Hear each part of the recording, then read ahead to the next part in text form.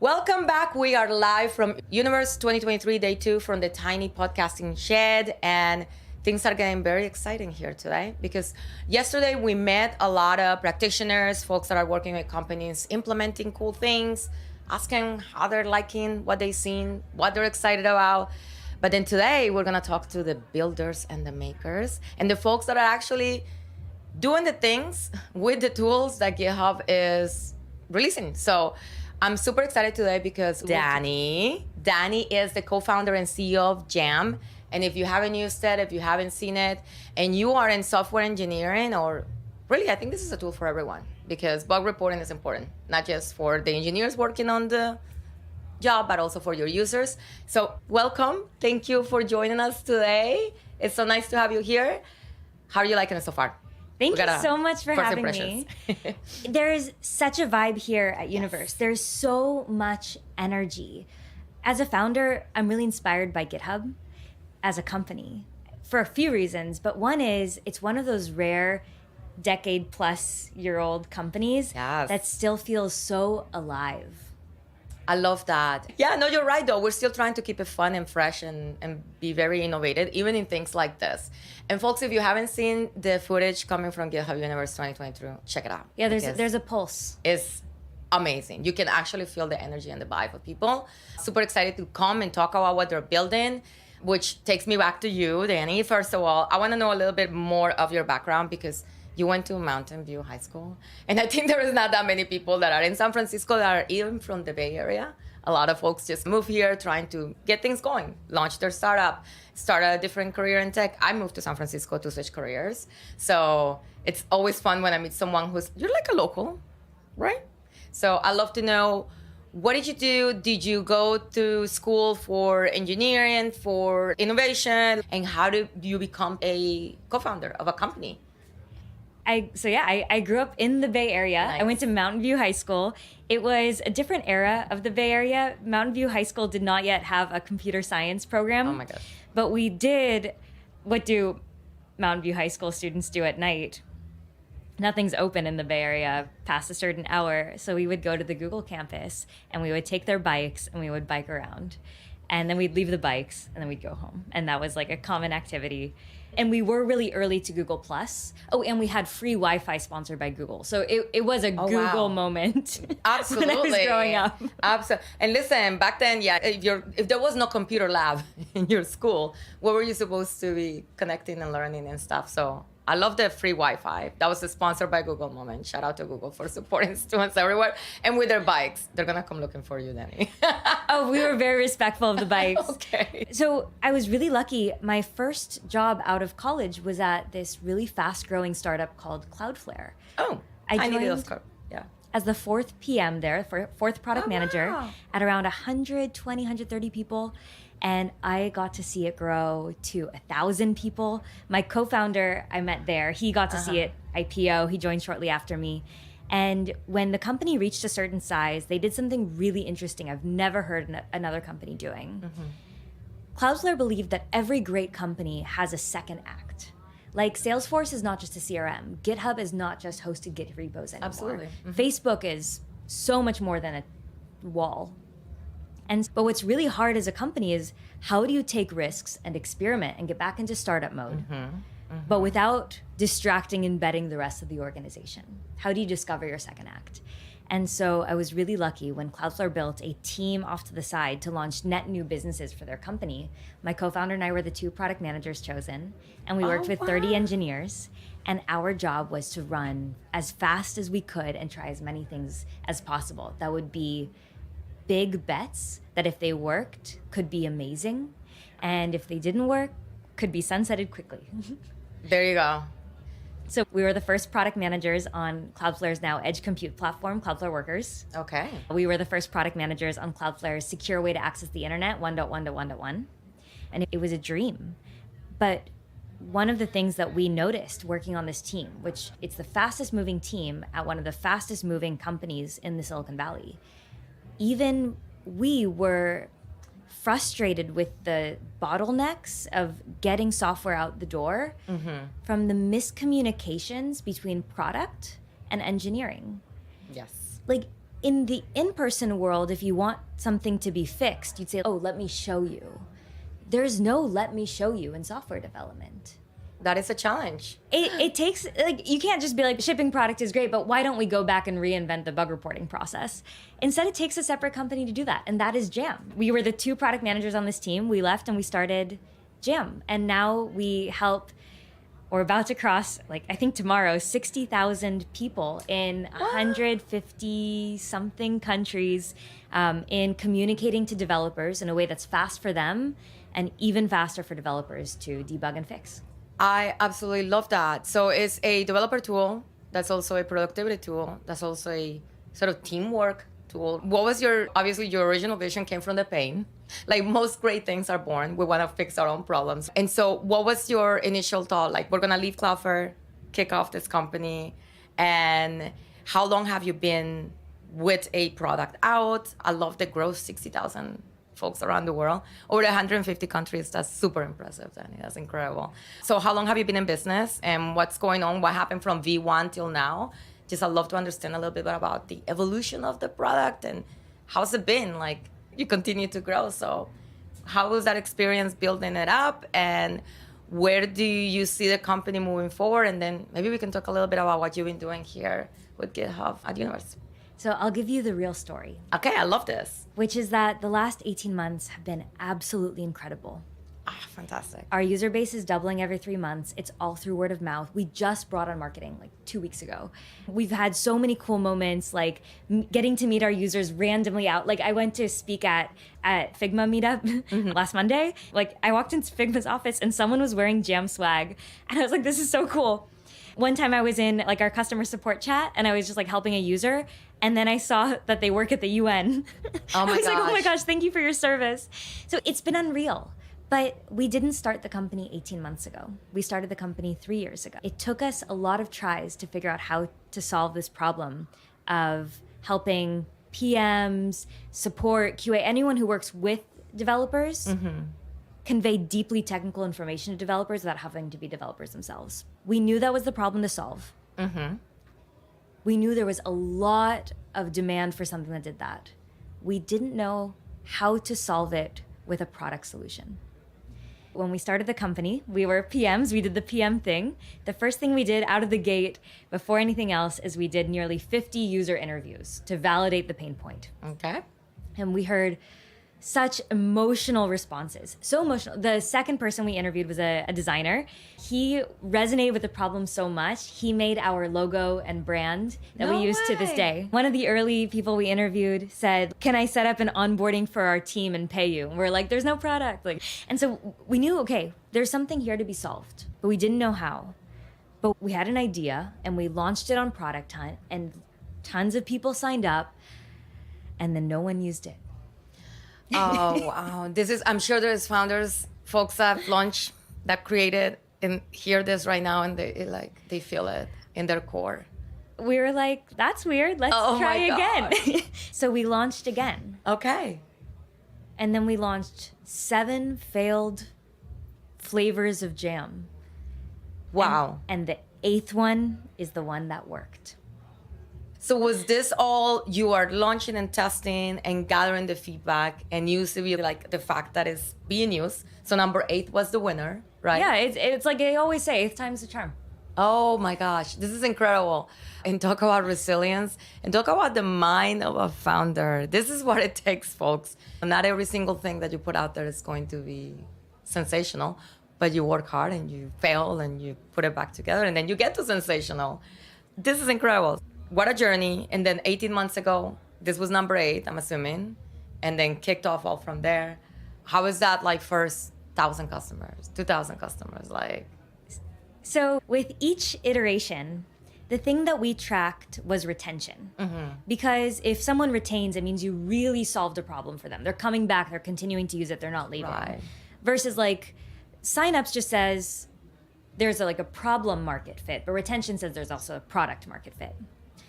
And when we opened up this 8th flavor of Jam, we called it, the internal name at the time was Simple Jam V2. I like that. my co-founder kept a spreadsheet with our alpha customers on one column, and then every single week would color in the square based on whether they had used the product that week. Okay. And I remember being 19 weeks in, and there were 2 alpha customers that had 19-week streaks, and we felt like, okay, this is different. That's awesome. So we said, let's just put a sign up button on the website. There wasn't one, and see what happens. Okay. And so we just, April 18th, 2022, we just quietly put a sign up button on the website. And that night, there is a French YouTube show where they pitch other people's startups. And someone went on that YouTube show and pitched Jam. And suddenly, overnight, I woke up in California and there were 200 new French users using the product. You're like, what happened? Oh my gosh, I love this. And the thing about a collaboration tool is if someone uses the product, by definition, they are also sharing the product. Mm-hmm. And so we started to see more and more users come in from there. And the rest is sort of history. That's where the first 1,000 users came from. Thank you to that French YouTube program. Shout out to whoever that French YouTuber is. And hey, I love that concept of actually pitching other people's, just to give visibility and let other folks, there is a solution that might fix their pain. I love that. Shout out to you, whoever you are, YouTuber. How about we find it and put it on the show notes? So I've got it. I'll send you a link. Let's do that so we can send some folks that way and also subscribe, practice your French. I don't know. But it would be I love to see that dynamic of like people actually promoting other folks' stuff. So you get to this V2 Lite, like sugar jam that is like amazing. Now you're growing every day. Your customer base is increasing, doubling, tripling, like fantastic. I'm sure there's been some challenges along the way. I love to understand better, like from a co-founder's point of view, what's been one of the things that's it's been the most surprising to you, besides the fact that it took you 8 tries, I'm sure, because you're probably like, nobody has that, yeah, I'm gonna come out with this thing, I love it, and I'm gonna have to come out with it again, and again, and again. Anything that's like really surprised you, whether it be the relationship with the technology that you have now, being a co-founder, versus before when it was your idea and you were working for another company. Just a little bit about your own personal take on what it's been like, this journey, getting you here today. When we started the company and we were a year in and yet to find product market fit, a change happened for me mentally. I used to think, we're starting this to build a company as big as Atlassian, as big as GitHub, Google. We're shooting for the moon. But then I thought, most startups fail, and I hope that we are not one of them. But in this moment, it's not very motivating if you only have one goal of to build this giant thing and nothing is yet to work. And so I had to reframe for myself. And I was listening to a podcast with Seth Godin, and he said, the way to approach projects is to say, imagine that this fails. What do you want? And I thought, for Jam, it's the opportunity to get to try and build something amazing with a team that I appreciate day-to-day working with. And to this day, we still have ambitions to build something as big as the giants. And I hope that one day we will.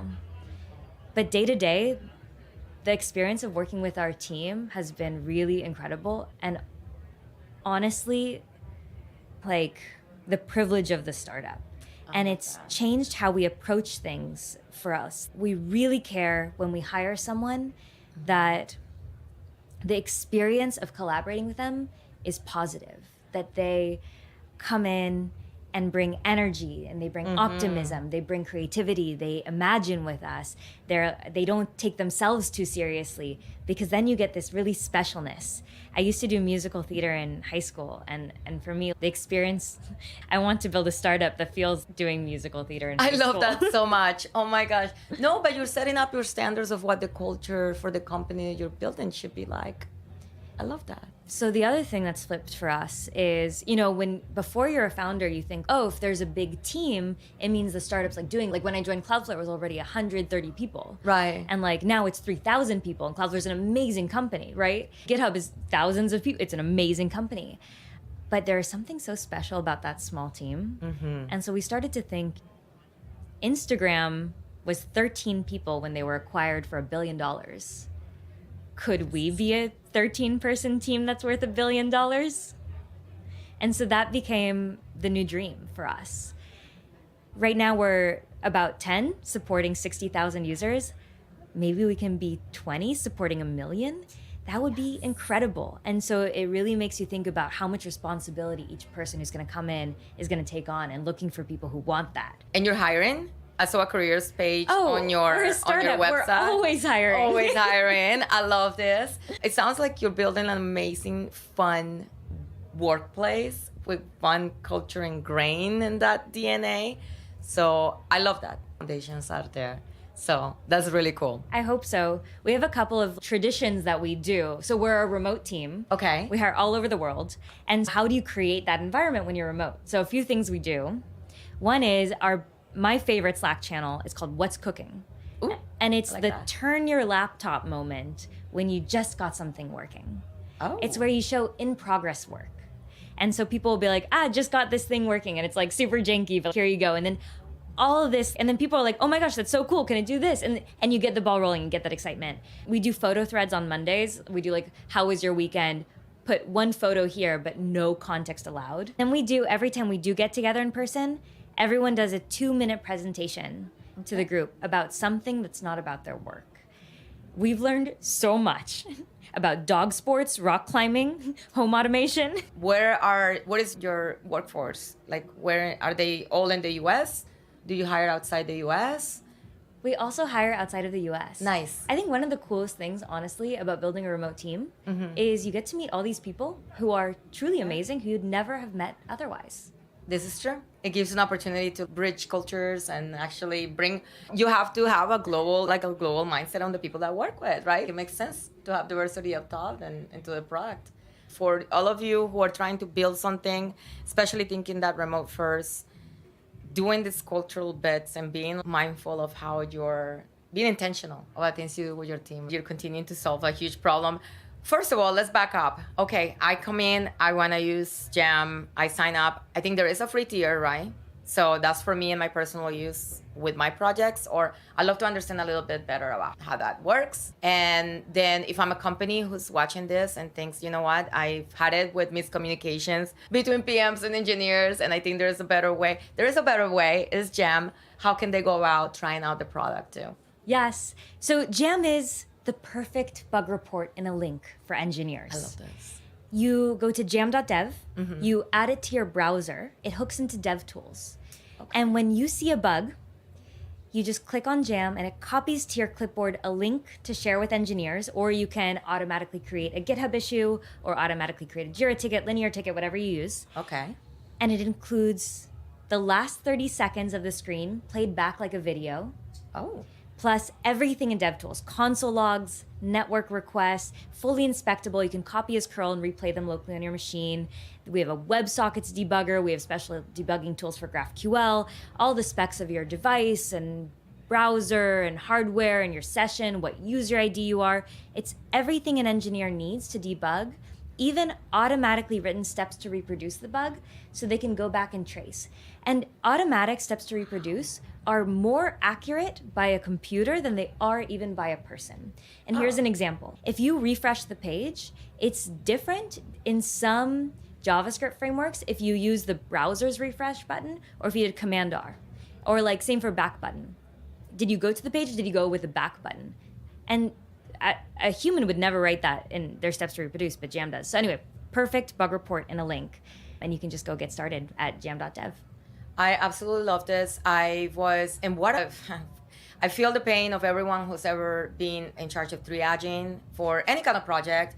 I used to triage for an open source project, and that was part of my role to figure out what was actually a bug and trying to reproduce something without full context is absolutely impossible. So it's not only frustrating for you as a person who's trying to support it, but also for the person reporting it, because I'm just as bad. I'm not very pedantic in my writing. So when I want to tell you something doesn't work, I'm going to be like, it doesn't work. Right. If I refresh, I won't be like, I did Command R versus I just hit the little circle. Yes, and doesn't work means something, can mean so many different things. But most tickets that engineers open say something like, this feature didn't work. And the reason why this matters is because in today's world, everything is software. Progress in 2023, 2024 is so largely driven by the speed of software development. And if engineers are spending all their time fixing past stuff, they don't get time to build the future stuff. And so it means progress happens slower. And so I really believe that it's important to make software development as productive as possible. And engineers spending an afternoon not being able to repro an issue, like, sucks not just for that engineer, but for their customers. You bet. Absolutely. Level of frustration all around. So yes, please, if something is going to fix that for me, I love that. I love that it has the capability to extract the specs of your machine, because that's a big one. The project, for example, that I've used to do triage for is used by, it's been sunset since, millions of people around the world. Some people are using it, and machines that are 10, 20 years old, completely different process, trying to support those folks versus someone that's using more current technology. And it is really hard to verbalize all that. So the fact that your tool can just like tell me that is freaking amazing. I love that. We hear the funniest stories because we're like in the lucky position where we get to talk to engineers about the worst bugs they've received. Oh, I love this. Throw us one, please. The one we hear all the time is a designer will create a ticket for an engineer where they'll be like, this border is like the wrong number of pixels or like the wrong color or something. Okay. And in the ticket, they include a screenshot that's really cropped. It's like exactly the thing that needs to be fixed. And the engineer looks at this screenshot and goes, where is it in the product? And there's no URL, no information on which, like, what is this? What am I looking at? Yes. So including not just the like hardware is important, but even just like automatically including the URL with every screenshot. And we'll include the full page screenshot with the bounding box of here the crop screenshot was automatically. Yes, but like some context with your ticket. That is amazing. And it's all automatically.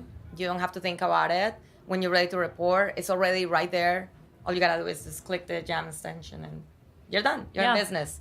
And talk to me a little bit about the implementation with automations, because I'm particularly curious about that, because I'm thinking of a million applications for projects that automation of automatically comes into GitHub and opens an issue. Yep.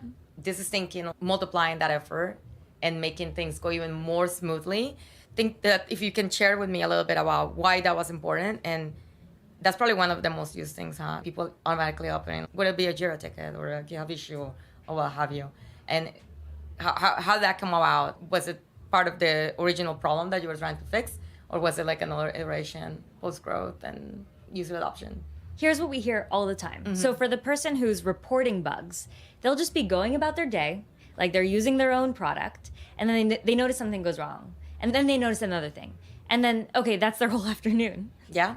And it just takes, because suddenly they open up GitHub issues, they see like something was assigned to them, now they're like responding to stuff. Like they're now on a totally different path than the thing that they were trying to do. Mm-hmm. And so that's really unproductive, and that's not the way that software teams should run in 2023. And so we wanted to make it just report bugs without interrupting your workflow, just like quickly, 2 clicks, send it to the right place, engineers have all the information, but you get back to what you were doing. And we wanted that for ourselves. And then that became a really core part of the product. There's actually one of the rules at Cloudflare that we brought with us to Jam is don't ship unless you would miss it when it's gone. Like, we are our first users. Of course. And then if we love it, it goes to our users. And I remember we built the first prototype of like, it automatically creates a linear issue.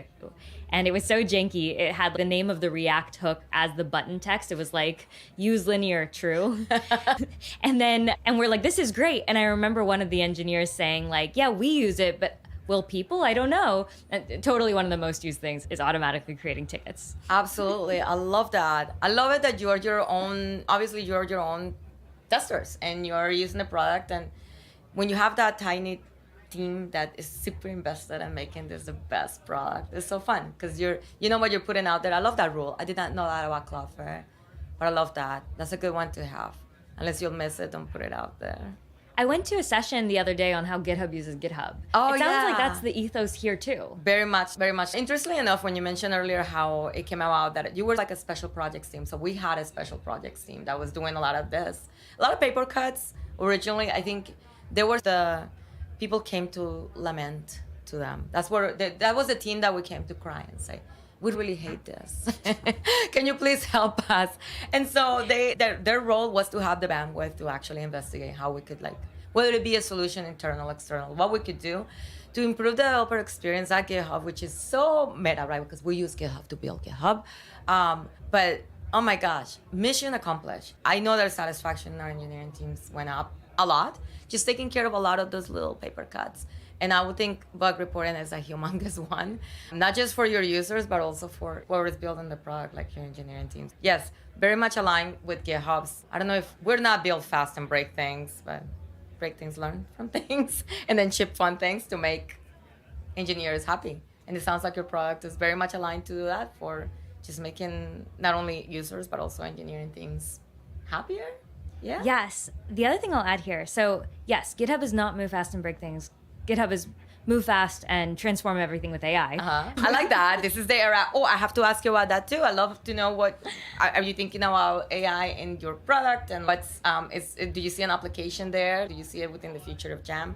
So more questions. Sorry, this was supposed to be a quick conversation, but it's too interesting to stop. The last thing on the previous thing is I think that move fast and break things just no longer applies in 2023. I think it's a myth that's become outdated. I don't think that in such a hyper-competitive environment where there are so many AI and no-code tools that help you build products faster than ever. You bet. And in a world with remote and mobile, like, I just don't think that this 10-year-old advice applies in today's environment. I don't think people put up with bad software anymore. Absolutely. Agree. There is too much talent and too many of you creating amazing things that bar is no longer a thing is out, because it needs to be good and it needs to be adding value to whoever's using it. Yes. So, love that. So AI. Yes.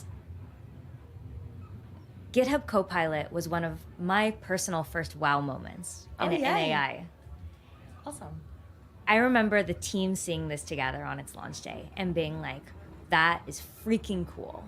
So engineers at Jam are using Copilot, but we wanted to take it a step further and see, it seems clear that the future of debugging is going to be AI powered, but what will that look like? And so we started to talk to our users about how they're using tools like Copilot, and honestly, a lot of Copilot, but also how they're, like, where they see AI playing a role in their development and debugging workflow. And we learned something really interesting.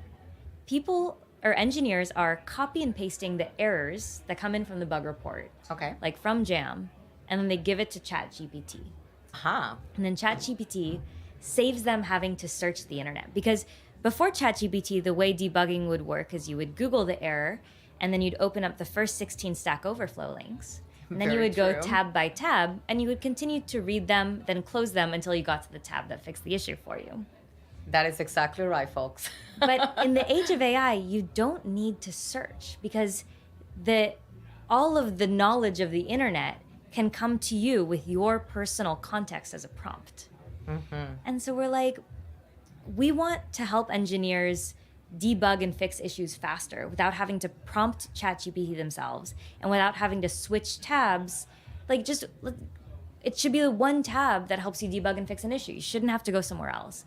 And so we integrated with GPT, then 3.5, now GPT-4, and brought ChatGPT into Jam. Awesome. And so we already prompt it with all of the information that we have about the application and all the errors. And then it offers the developer solutions. And if the developer pastes in code, it will fix it for them. And if they ask for a PR description for the fix, it will give it to them. And if they ask for code comments or to use different coding conventions, it will do that. And we wanted it to feel like a pair programmer. And so we gave it some moods. Oh, I like this. Do tell. For senior engineers who don't need explainers, we have concise mode. It is absurdly concise. For engineers on a good day, we've got comical mode. It will help you, but it's a little funny about it. Oh, wow. And for engineers who are really not having a great time debugging, we've got insulting mode, which will... Oh my gosh, do tell me some of these prompts. What does it say? I love this. It's great. It was a really satisfying day when we launched Jam GPT, and one of the first screenshots someone shared was Jam GPT in insulting mode. I love this. Listen, this is what it's about, folks. Like, if we gotta work, let's make it fun. I love this. So it's integrated. So not only are you giving me a solution that's gonna have all of the details that I need to troubleshoot a bug, but you're also giving me suggestions on how to fix it. What? It's amazing. By the way, to anyone listening, OpenAI just announced 128K context window, which allows us to give a lot more code. The future, I think, looks something like you connect Jam to your GitHub repo, and then Jam GPT just fixes the bug for you and suggests a PR. If there's anyone listening who wants to come and build that with us, my email is danny@jam.dev. I would love to meet you. Check it out. That would be incredible. Like, I love the thought of like that. Now you're reducing time by just a lot, and then also you're making it fun, and the level of confidence and like mental safety to be able to have even the insulting bug. I'm gonna feel more confident asking it. Because yeah, maybe I'll be a little shy if I think it's something I'm supposed to know. You took me way back there with that comment about Googling the error, what have you, and having 10 different tabs open and reading every single one, and then skimming through all of the stuff, because there's a lot of fun, helpful stuff on the internet, but as all of it, there's also a lot of garbage. So I love that now you have a tool that can actually skim through and bring you not only more context, a solid explanation, but also a suggestion on how to fix your problems. Amazing. Yeah, less time fixing the past is more time building the future. And it's not just like nice sentence. Engineers really feel that day to day. It's like you can either be fixing stuff that's broken or you can be building the next thing. And there really is that push and pull in every organization. And we want to help push it more towards future. I love that. The future is definitely in developer productivity. I love that you're incorporating artificial intelligence or this generative AI in everything that you're doing too, because it's more tools to help move faster in a more efficient, productive, and happy way, which is at GitHub. It's important for us, the developers, are enjoying our platform. And I think it is important to you too, because this sounds super fun. Love this. So now, folks, if you want to give Jam a try, go to jam.dev. If you are a builder interested in creating this amazing integration that's going to open the PR for you, like definitely go ahead and send Dani an email at dani@jam.dev. Go ahead and give it a try. There is a free trial layer, right? So what can I do with that? Would you tell me a little bit of the specs of what the free trial includes? Look, we're students of Cloudflare. Cloudflare always believed in a generous free tier. Yes. For a few reasons. One is it makes the work of building more meaningful when more people can use it. It's like anyone who's just like building should be able to use this for free, and then companies can pay. And it makes a better product overall because you get more user input, user insights, user feedback. Absolutely. And it's the ethos of the company. It's let's improve this for everyone. And so we really took that from Cloudflare. So basically, it's just, you can just use it for free. And as soon as you need the company features like team workspace, enterprise grade access control, then there's a tier for you too. Yeah, but basically you can start using it today for 100% free and make your life and that of your teams a lot easier. Whoever you're sharing these reports with, it's gonna be a lot happier to have more context. And my Janky, it doesn't work. I clicked that and it didn't do what I expected it to do. So that's amazing. Thank you so much, Dani. I appreciate your time here. If you have any advice to give to founders right now that are watching this, top of mind, obviously, I feel like you have such an incredible story and the trajectory and grit that's taken to this, and then you arrived to this product that now people love and use, and now you're going places and running into people wearing the swag, and that's gotta be just such an incredible feeling. Any advice top of mind for founders who might be in that kind of rut, testing, getting over the hump phase of building? I have two pieces of advice. The first is, if you're in this moment, one blog post that my co-founder and I read over and over again is How Not to Die by Paul Graham. We will link this in the notes, yes. And the second is, if you step back for a moment and think about, what state of mind do I need to be in to figure out what the right version of the product needs to be? Okay. It's probably not super stressed and underslept. It's probably like you need to feel slow and creative and curious.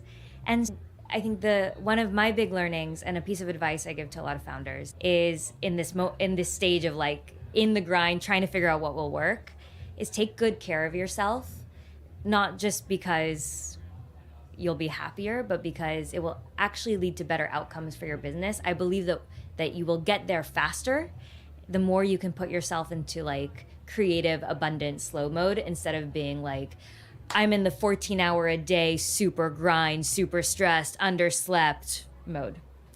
I love this advice, folks. We need to print it out on t-shirts. I don't know. We're going to come up with a quote for it. And because I think, and honestly, I think the reason why we're able to innovate, not just faster, but better. If you look at what's coming out now, like the solutions are actually having like real world impact. We're legit accelerating growth in all fields. And it comes from people are doing a little bit better. I will hope so. If you're watching this and this is your 14 hour of programming with no break, no sleep, get off your desk and go do something. From having that self-awareness to take care of yourself so that you can deliver better for yourself and what you're building. Yeah, we're living in different times now, Dani. Like people are not, you don't need to kill yourself to accomplish great things. I love that. That is excellent advice, folks. Take it to heart. And you got two free ones. I love this. I'm going to add the blog post. I think I've seen this. I haven't read it, but I've seen that blog post. We will add that to the notes so that if you're in that moment, and even if you're not, it never hurts to read excellent advice. Lovely to have you. Thank you so much for having me. Oh my gosh, thank you. This has been such a great conversation. If you want to follow, I will add all of your socials. Where are you on X, or where are you the most active that folks can like ping you? I'm on X. Be sure to follow Dani Grant on X, and go give Jam a try. It sounds like it can make your day just funner, and your engineers happy, and your team's happy. So nice to have you, Dani. Thank you so much. Thank you so much. All right, we'll see you next time. I think we need a longer conversation about putting yourself in a creative space. Very rarely meet a founder that has that top of mind and like trying to look after themselves. So that's awesome. You have an awesome attitude, and I think your team is lucky to have you as CEO. So I'm lucky to work with them. Amazing. All right, we'll see you next time. Thanks for joining us. Don't forget to go ahead and try Jam at jam.dev, and we'll see you on the next one from this tiny podcast house at GitHub Universe 2023. Thank you. GitHub.